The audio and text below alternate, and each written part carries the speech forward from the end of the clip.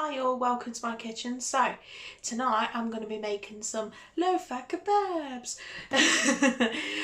Just because I've wanted to do this for absolute ages and I've just not had the time, and I just feel like now's the right time to start doing this. So hey ho, let's go for it. So you are going to need a slice of brown bread, peppercorns or black white pepper, salt, lamb mince, 10% fat. Try and get the lean stuff because obviously it's less fat. Wholemeal pitters, a lemon. We're only going to be using half, and then half for going over the kebabs. We've got an egg, which is going to be all blitzed up in a moment. It does call for garlic cloves, but I've only got garlic paste. It works as well. It did call for ground cumin, but couldn't find any, so we'll grind this up. Oregano, ground cinnamon, and hot chili pepper. So we're going to start by mixing the egg up. I've just got a little tiny dish down here that I can do it in. You can do it in a bowl, you can do it in anything, you can even do it in a mug. As long as it's mixed up, that's completely fine. What we'll do is we'll just stick this over to the side for one moment, just so we can find out what we need next. What we'll do is we'll then grab this bowl and move that over here. So what we're going to need is we're going to need a heaped teaspoon of oregano. So what I'm going to do is I'm just going to pour this in and then show you guys. What we'll do is we'll call this a heaped teaspoon just because I spilt some in the bowl, as you can probably well tell. Didn't mean to do that, but hey ho. Next is a teaspoon of ground cinnamon. Next calls for half a teaspoon of cumin seeds. What I'm going to do is I'm going to get these ground up now. So let's have a go and see if we can do this while holding the camera. Now, I haven't got a pestle and mortar, so what I'm going to do is I'm just going to grind these in a bowl. I mean, with you people that have got pestle and mortars, then fantastic. But for me, it's just something that we don't have, or we've never had means to, because we've always bought the ground things. But we'll see how we get on with this. You should end up with something a little bit like that if you're using seeds, or if you've got weak wrists like me, ask the husband to help you grind it, because he's awesome like that. Put that there. Now the recipe calls for half a teaspoon of chili flakes, but we've not got that, so I'm just using hot chili powder, as you can see right here. Let's do that. Let's get rid of that. Now just a bit of a grind of black peppercorns. Now it does call for white pepper, but we've not got any of that, so this will make do. I've done a mix of chunky and finely ground black pepper bits, so that will add a bit of bite when you're doing the lamb. Now add half a lemon zest. Now you're going to need half lemon juice. Just like magic, it's now split, so let's do one half of the juice. Be careful if you see any pips going in there, then do take them out. So they're not very nice when they're chewed because they can break teeth. So let's pop that in there. See, those two just fell in. I haven't got a juicer either, so I mean, if you've got like a lemon or a fruit juice, so that'd be even better. So that would help towards getting most of the juice out of the lemon. Let's see how much we can get out of this. So the other half of the lemon you can do what you want with. You can put it in water to make it a bit of lemon water. You can chop it into drinks. You can slice it up and dehydrate it. You can do pretty much anything with that other half of the lemon. Or if you want to eat it, then that's cool as well. Same goes to this other little half of the lemon. I know it may be drained, but you can just still put it in water and it'll still taste lemony. It still does its job, it's just most of the juice is gone. Now the recipe does call for 2 garlic cloves, but what I'm using here is the paste. I am a fiend for garlic, so that's probably the equivalent of 3 or 4, but you can put in as much as you want or as little as you want there. Doesn't really matter as long as it's got a bit in, or if you substitute that, that's completely cool. Now we add a sprinkle of salt into this. Add the 1 egg in. Try and get as much out as you can, because that's going to be the binding factor into these kebabs. There we go. Now this lovely lonely little bread piece, there we go. So it is a little bit stale, but it's okay because it's going to go into breadcrumbs anyway to keep that kebab all stabilised and together. So what I'm going to do is I'm going to grind that up now into little breadcrumbs, and then what I'll do is I'll show you guys next, see what it looked like. So there's all my breadcrumbs all ground up into a nice lovely little crumb. I did end up using the blender in this because my hands aren't as good as what they used to be. So what I've done is, you can do it by hand if you want, or you can put it in a blender if you've got one, or if you've got someone else that can do it for you, then fantastic. But yeah, this is what it looks like at the moment. Then what you're going to do is you're going to add the mince into this afterwards. So this is 10% lamb mince. The lean, obviously the less fat, the leaner it's going to be, and the less fat it's going to have in it. So give that a good mix. Make sure everything's incorporated. What I'll do is I'll show you guys next once it's all gone in. Now that's all mixed together and all incorporated nicely. So what I'm going to do is I'm going to transfer this into my weighing scales, just to make sure that we get an even amount per kebab.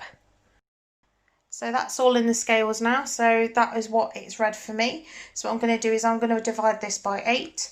Normally it is 4, but what I'm going to do is I'm going to cook it on the grill so it cooks quicker. I divide it into smaller portions, and then that'll make it cook quicker then. So I've just worked out the total for every kebab stick. So it should be, if you're dividing it by 2 like I am to cook quicker, then you'll be looking about 60 grams. Normally it'd be about 120, sorry. So then what I'll do is now I'll get these all bundled up and then they can go on the grill. What I've also done is as well at this point that if you do set down a baking tray just with a piece of greaseproof on, what it'll do is it'll stop your kebabs from sticking as well. So that's a good place to kind of stick them until you stick them on the grill. So what I'm doing now is I'm just grabbing all the meat and I'm just bundling it into those 60 gram portions. What I'll do is I'll round them into sausage shapes, then push a skewer through them.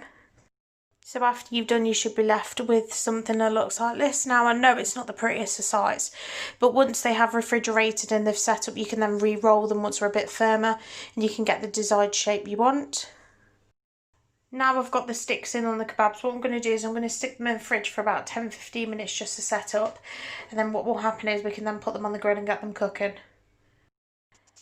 So now they should be firmed up a bit now they've set in the fridge. So what I'm going to do is I'm going to set the grill on, which is on a medium heat, and then I'm going to spray it and we're going to go from there. Now this is my lovely little grill. As you can see, it's a little bit worse for wear nowadays, but I love it to bits. It's such a good thing. I've had it for just over a year and I tell you something, it's absolutely fantastic. So, you know, we love it. Might hiss when I put it on. Let's give it a good spritz. As you can see, they've firmed up quite nicely. Well, they did have. Let's try and redo that one. I mean, if they come off the stick, then they come off the stick, but it's just going to be a case of then they come off, don't they? So let's put that one on. See if I can mould that.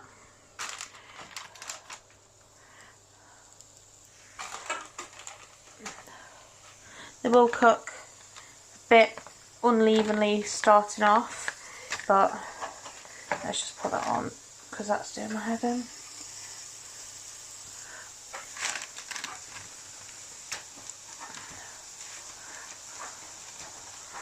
Just put that on.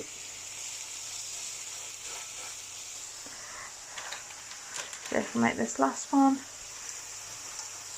There we go, 4 out of 6 worked. Fabulous.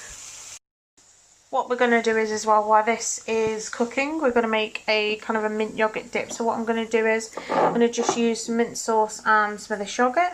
So what we'll do is we'll spoon this up in there and we'll see what it looks like. So that's 4 tablespoons worth of yogurt. And that's about 3/4 of a teaspoon of mint sauce. So we just give this a mix together.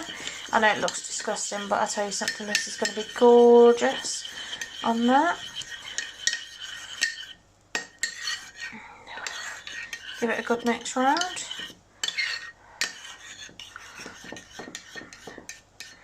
What we're going to do is as well, if I can do it one-handed, we'll add a little bit of pepper in there as well.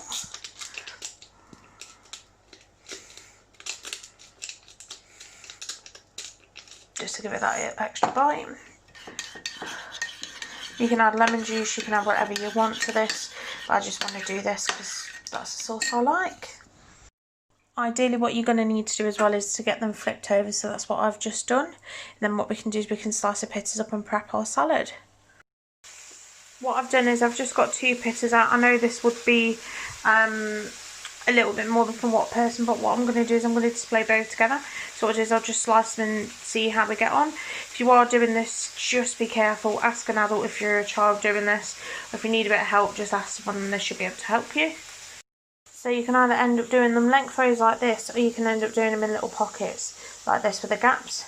This piece has all broken into bits, so this is why I don't like doing Tesco's pit breads, because they're just awful. Never out of a whole pack do I get a proper pack like that.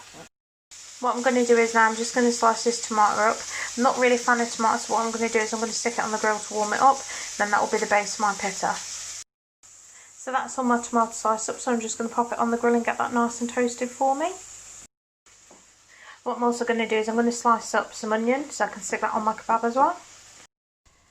So assembly time, so we're going to put down these pitta halves. So salad base, mine's going to be a choice of rocket because it needs using and I love it. Then we have our warmed up tomato pieces. My lovely little bits of onion, you can use red onion for this. My 2 pieces of the meat there. And there you have it, the drizzle of the mint yoghurt. So there you go. That is your that's your lovely kebab all sorted there. And there you go, ladies and gents. I know it doesn't look exactly the prettiest thing, but I can tell you something, it tastes better than anything out of a kebab shop. So there you go. So that's your nice healthy lamb kebab there. So I hope you guys enjoy this first video of mine. I know it's not exactly the cleanest of things and the most prim and proper of things, but what can you say for a first video? And I'll see you all you lovely people on the next one. Bye.